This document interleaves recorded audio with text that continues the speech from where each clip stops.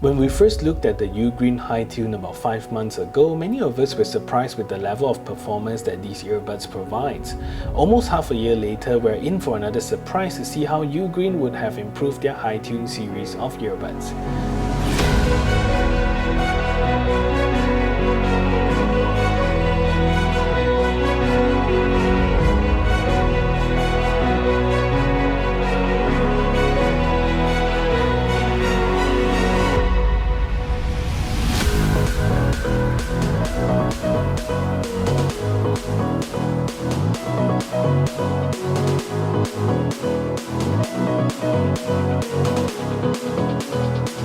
Today we're taking a look at a budget-friendly update for the HiTune range of earbuds and to see if these would live up to the standards of its older brother.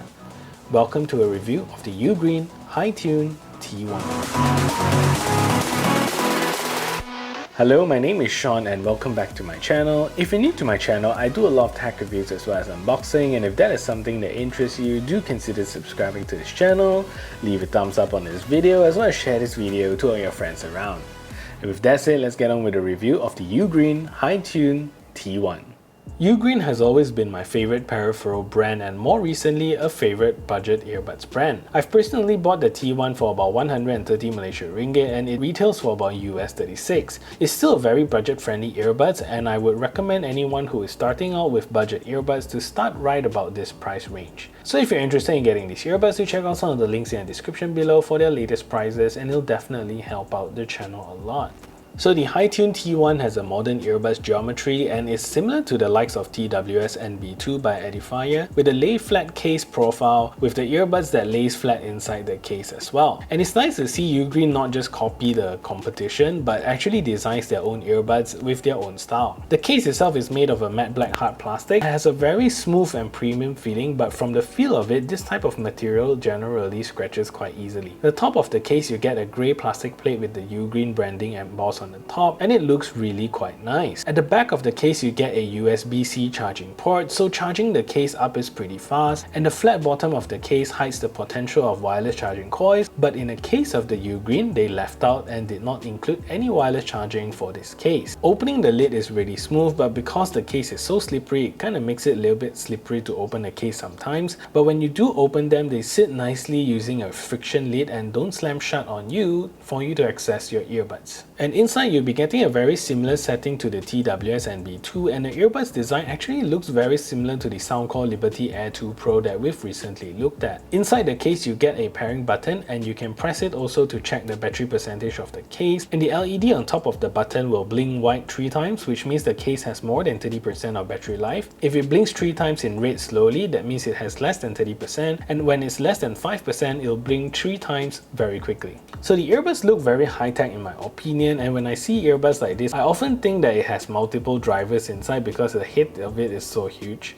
But in the case of the T1, this is just a single driver. The stem itself, like I've mentioned, is very similar to the design of the Liberty Air 2 Pro, and you have the UGreen logo on the top, and just above that you also get a noise cancelling mic to listen to your environment to cut off ambient noise during phone calls. At the bottom you also get an LED indicator and another mic at the bottom of the stem itself. The ear tips itself is pretty standard, but it's attached to this large oval shaped module that houses the driver inside. So 99% of earbuds fit my ears out of the box, and the T1 is one of those that I need to swap out to a larger ear tips. So one of the key differences between the HiTune T1 and the original HiTune is the battery life, and the T1 is slashed pretty significantly. The original HiTune comes with a 9 hours battery life per charge, and the new T1 comes with a 5.5 hours of battery life. So that's a significant drop in battery performance, but the case gives you an additional 24 hours of playback time with a full charge. The good news is that the T1 actually comes with quick charge feature, so 10 minutes of charging will give you about 1 hour of playback time. The earbuds takes about 1.5 hours to fully charge and takes about 2 hours to charge up the case.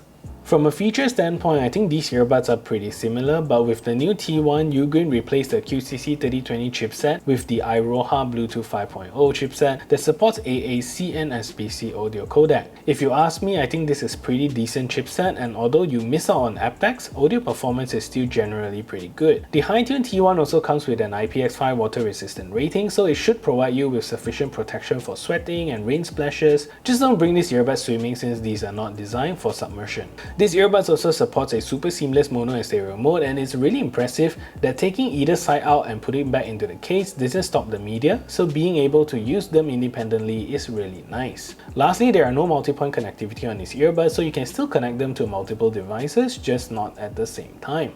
So it's really awesome to have earbuds that lets you play around with EQ settings, and the T1 lets you do that exactly. So in normal mode, bass sounds good only at higher volumes generally, and it's pretty flat and normal below 40% of volume. UGreen says that the normal mode is more suited for classical or pop music, but I think generally the normal mode sounds pretty sufficient for most listening scenarios. If you like that rumbling aggressive bass, then the bass up mode is your friend. When toggling the different EQ, UGreen calls it super bass mode, and it makes the bass comes alive, both in low and high volume. If you play it below 40%, now you get the slight sub bass feeling, which is really nice. In both EQ modes, mids, highs and vocals are all properly controlled and is very impressive. Nothing here is taking the backseat when it comes to sound quality. The T1 comes with a 6mm graphene moving coil driver, which ultimately gives your earbuds a very lovely sound quality. Soundstage wise is okay and you get decent separation, but they don't generally sound airy or open, which is typical to earbuds of this size.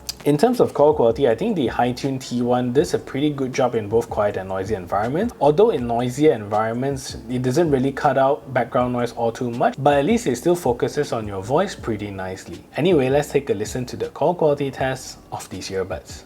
So this is a test to see if the HiTune T1 is a good earbuds for making phone calls. So this is me speaking in a relatively quiet environment, and this is the call quality that you can expect. So what I'm going to do now is to turn on a simulated background noise so you can hear it different. So now there is a simulated background noise playing in the background, and this is the call quality that you can expect from this earbud. So what do you think of the call quality? Let me know in the comment section down below. And with the Iroha Bluetooth 5.0, watching videos on YouTube and Netflix is really good with no noticeable delay. Playing games like PUBG still has a very tiny delay, and if you're wondering, it's pretty similar to what you get with the original HiTune. Anyway, let's take a look at the latency performance of these earbuds. So this is a test to see whether or not these earphones actually have a latency problem. So what I'm going to do now is clap into the microphone and you should be able to tell. So here we go.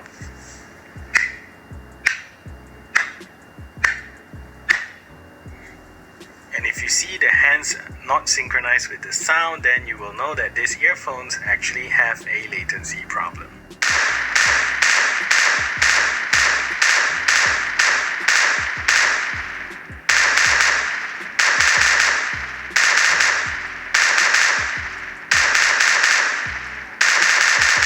The controls of the new T1 is also very comprehensive and is definitely a step up compared to the original HiTune. It gives you all the controls you need, including volume controls. So to play or pause media or pick up phone call, tap once on your right earbuds and it'll play or pause your media or pick up phone calls, very simple. To increase volume, tap twice on either the right side to increase the volume, and to decrease the volume, you can tap on the left side to decrease the volume. To skip tracks forward, tap 3 times on the right earbuds, and to skip backwards, tap 3 times on the left earbuds and it will skip backwards. And to switch between normal mode and super bass mode, tap and hold on the right earbuds and you will hear a prompt saying which mode that you are in. Lastly, to call your assistant, tap and hold on the left earbuds and it will pause your media and call out your assistant. So there you go. So that's basically all of the controls you get from the HiTune T1.